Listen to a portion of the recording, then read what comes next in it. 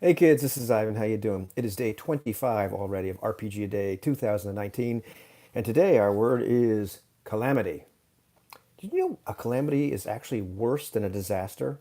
I didn't, but I have a group of friends that clued me into the idea that you ought to look up words before you talk about them because they might not mean what you think they mean. And of course, calamity is kind of a no-brainer. It's pretty bad. It meant what I thought it did. But I didn't realize there's this entire hierarchy, and calamity is near the top, worse than disaster. I think it's even worse than catastrophe. That's pretty bad in the grand scheme of things that aren't very nice.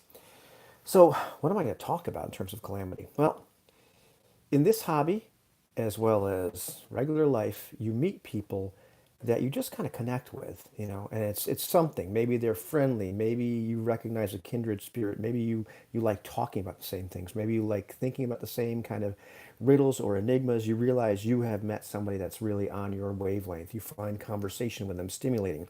Maybe they're just mature in how they talk and willing to use tact and all these kind of things. But you find a friend and it's no different in this hobby.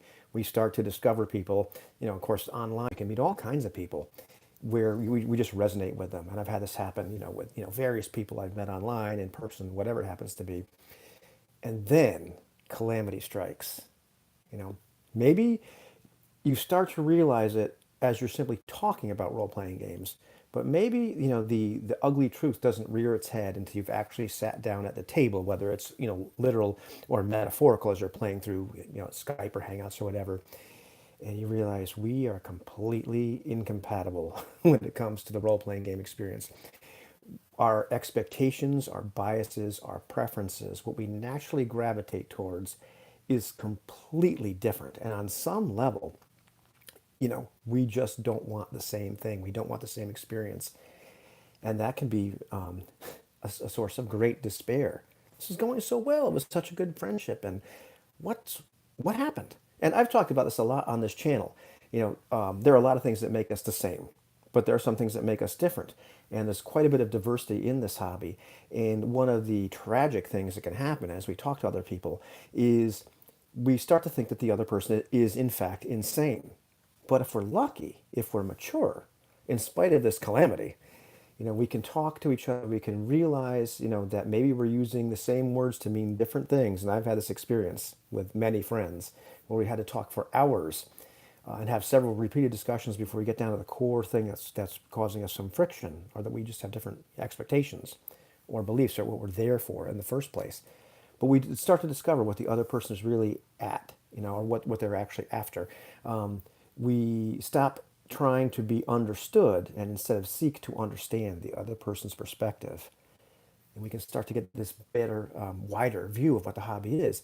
And, hopefully we compromise. We try to meet in the middle. We try to play some games where we both kind of get sort of what we're looking for. Maybe we take turns playing in the other person's preferred style or styles to kind of discover what's that like and play their preferred games.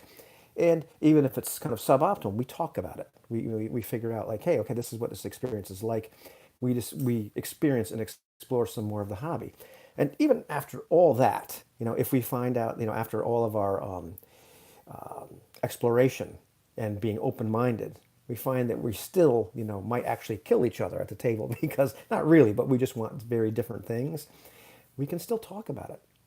We can still have rich conversations with this person. All is not lost. In fact, it's just another way that we can become more open-minded. We can have a wider vantage point of this hobby. And, I still get to have discussions with some of these people where I know on some level we're just, very incompatible when it comes to actually sitting down and playing because we want very different things. But that doesn't mean we can't talk about games. That doesn't mean we can't talk about this bigger phenomenon that is the role-playing game phenomenon and just how diverse it actually is. That doesn't mean we still can't talk about theory and about how certain games feel and techniques and everything else. It just means when it comes time to sit down and roll dice and role play, we might not be the best fit. But despite that, we can still have this relationship and still make the hobby much bigger and much richer for all of us. So, Calamity doesn't have to be all that bad, does it?